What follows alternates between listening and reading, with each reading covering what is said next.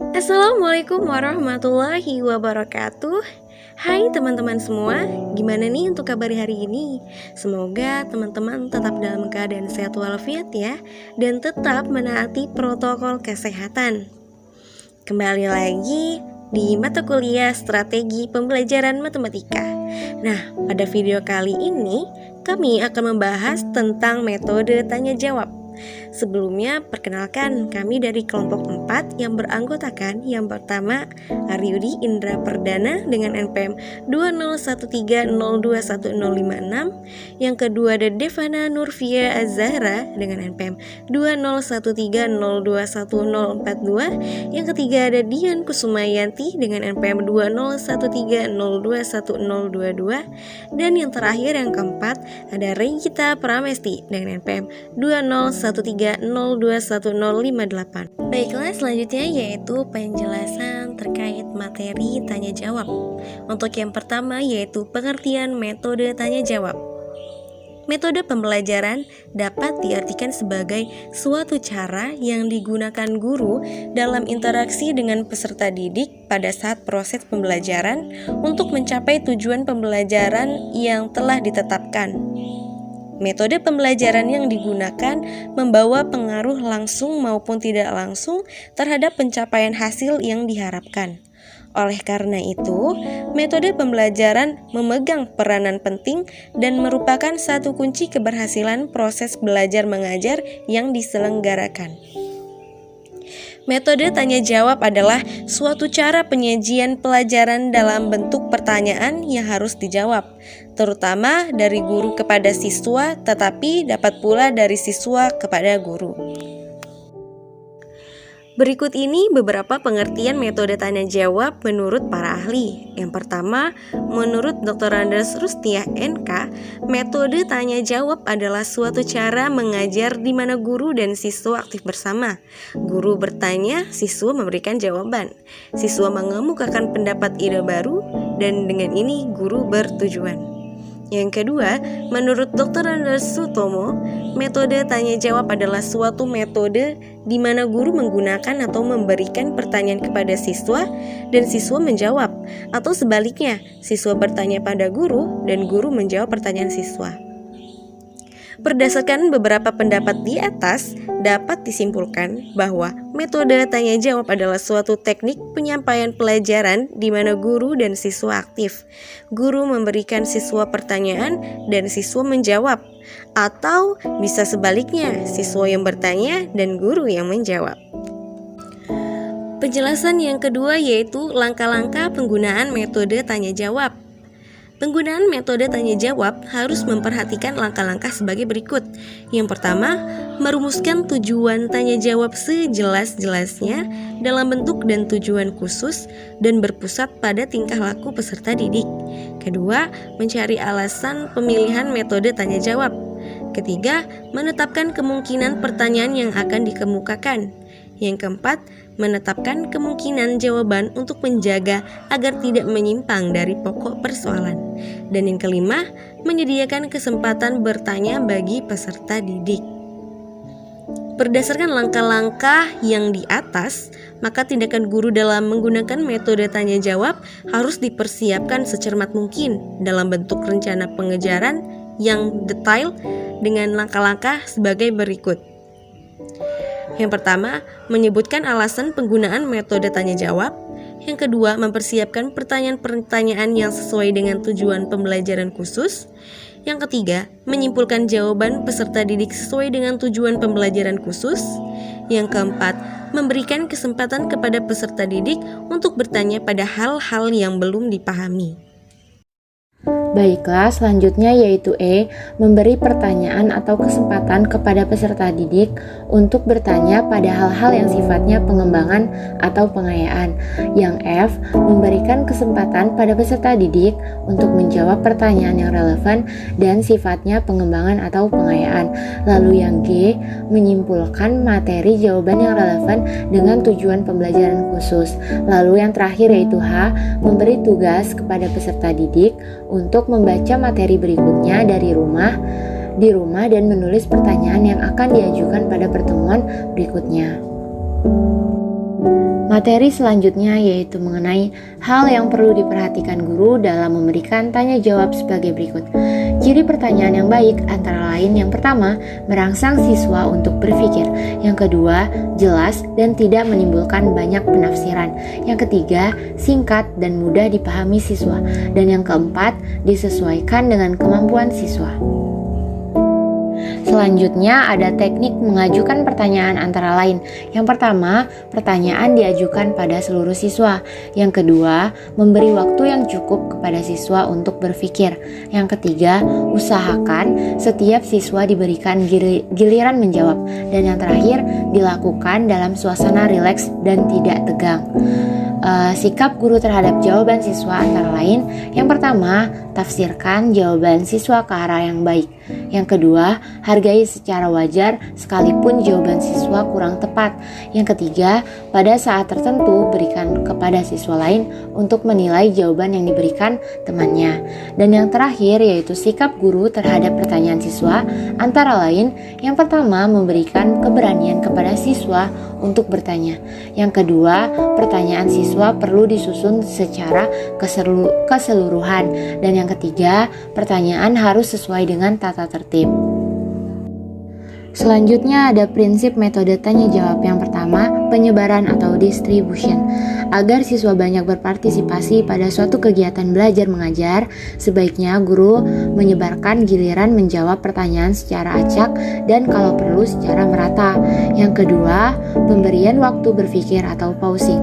Setelah mengajukan pertanyaan kepada seluruh kelas, guru sepatutnya memberikan kesepakatan kepada siswa untuk berpikir sejenak, kemudian baru menunjukkan salah seorang siswa untuk menjawab pertanyaan tersebut. Selanjutnya yaitu penggunaan pertanyaan pelacak atau probing. Suatu saat guru ingin meningkatkan jawaban siswanya. Untuk itu dapat digunakan teknik probing atau pelacak agar jawaban siswa meningkat menjadi lebih sempurna. Adapun teknik pelacak yang dapat digunakan adalah sebagai berikut. Yang pertama, klasifikasi guru dapat memberikan pertanyaan pelacak yang meminta siswa menjelaskan atau mengatakan dengan jawaban atau kata-kata lain sehingga jawaban siswa tersebut menjadi lebih baik. Yang kedua, meminta siswa memberikan alasan. Guru dapat meminta siswa mengemukakan alasan atau pendapat yang telah dikemukakan dalam menjawab pertanyaan. Dan yang ketiga, meminta kesepakatan pandangan. Suatu saat guru dapat meminta kepada para siswa untuk memberikan pandangan atas jawaban yang dikemukakan oleh teman mereka. Siswa yang lain dapat menerima atau menolak pandangan tersebut atau menambahkan sehingga diperoleh kesempatan jawaban yang disetujui bersama. Yang keempat, meminta ketepatan jawaban. Guru dapat meminta siswa untuk meninjau kembali jawaban apabila jawaban siswa kurang tepat, agar diperoleh jawaban yang tepat dengan mengajukan pertanyaan pelacak. Pertanyaan yang diajukan tidak boleh membuat siswa tertekan, malu atau rendah hati. Lalu yang kelima ada meminta jawaban yang lebih relevan. Guru dapat mengajukan pertanyaan yang memungkinkan siswa menilai kembali jawabannya atau mengemukakan kembali dengan kata-kata lain sehingga jawaban yang kurang tepat menjadi tepat dan benar. Lalu yang keenam, meminta contoh. Guru dapat meminta siswa itu untuk memberi ilustrasi atau contoh konkret tentang apa yang dimaksudnya. Yang ketujuh, meminta jawaban yang lebih kompleks. Dan yang terakhir, yaitu guru dapat meminta siswa untuk memberi penjelasan lebih lanjut tentang pendapatnya tadi. Selanjutnya, bentuk-bentuk pertanyaan dalam penerapan metode tanya jawab. Bermacam bentuk atau jenis pertanyaan menurut para ahli dapat digunakan dalam proses belajar mengajar, bergantung pada sudut pandangnya. Berikut pertanyaan-pertanyaan yang didasarkan pada sudut pandang yang didasarkan pada taksonomi Bloom, yakni sebagai berikut. Yang pertama, pertanyaan ingatan atau knowledge. Kata-kata yang digunakan biasanya siapa, apa, di mana, kapan, definisi, ingat, kenal. Yang kedua, pertanyaan pemahaman atau comprehension. Bentuk pertanyaan ini untuk mengetahui pemahaman siswa bahwa ia telah mempunyai pengertian yang cukup untuk mengorganisasi dan menyusun materi yang telah diketahuinya. Kata-kata yang sering digunakan ialah deskripsikan, uraikan, bandingkan, cari perbedaan, sederhanakan, katakan dengan kata-katamu sendiri. Yang ketiga, pertanyaan penerapan atau application. Bentuk pertanyaan ini adalah untuk mengetahui kemampuan siswa dalam menerapkan informasi yang telah didapat dan dipahami ke dalam pemecahan suatu masalah dari suatu aturan, generalisasi, aksioma, atau suatu proses. Yang keempat, pertanyaan analisis. Bentuk pertanyaan ini untuk mengetahui kemampuan siswa berpikir secara kritis dan mendalam. Yang kelima, pertanyaan sintesis. Bentuk pertanyaan ini untuk mengetahui kemampuan berpikir lebih tinggi dalam bentuk pikiran original dan kreatif. Dan yang terakhir, pertanyaan evaluasi. Bentuk pertanyaan evaluasi ini termasuk pertanyaan tingkat tinggi di samping pertanyaan sintesis. Siswa dikembangkan kemampuan berpikirnya melalui penggunaan proses mental yang tinggi. Dalam hal ini, siswa dituntut untuk dapat membuat keputusan tentang baik tidaknya suatu ide, pemecahan masalah, suatu karya seni, atau pendapatnya mengenai isu tertentu yang sedang berkembang. Selanjutnya, kelebihan dan kekurangan metode tanya jawab akan dijelaskan oleh Aryudi. Oke, untuk yang pertama kita masuk ke kelebihan dari metode tanya jawab. Untuk kelebihan yang pertama ada kelas akan hidup karena anak didik atau peserta didik aktif berpikir dan menyampaikan pikirannya melalui berbicara. Kelebihan yang kedua, baik sekali untuk melatih peserta didik agar berani mengemukakan pendapatnya. Yang ketiga, akan membawa kelas ke dalam suasana diskusi. Lanjut, sekarang kita masuk ke kekurangan dari metode tanya jawab. Yang pertama, siswa sering merasa takut, apalagi kalau guru kurang dapat mendorong siswa untuk berani dengan menciptakan suasana yang tidak tegang dan akrab. Yang kedua, tidak mudah membuat pertanyaan yang sesuai dengan tingkat berpikir dan mudah dipahami oleh siswa. Ketiga, waktu sering banyak terbuang, terutama apabila siswa tidak dapat menjawab pertanyaan sampai 2 atau 3 orang. Keempat, guru masih tetap mendominasi proses belajar mengajar.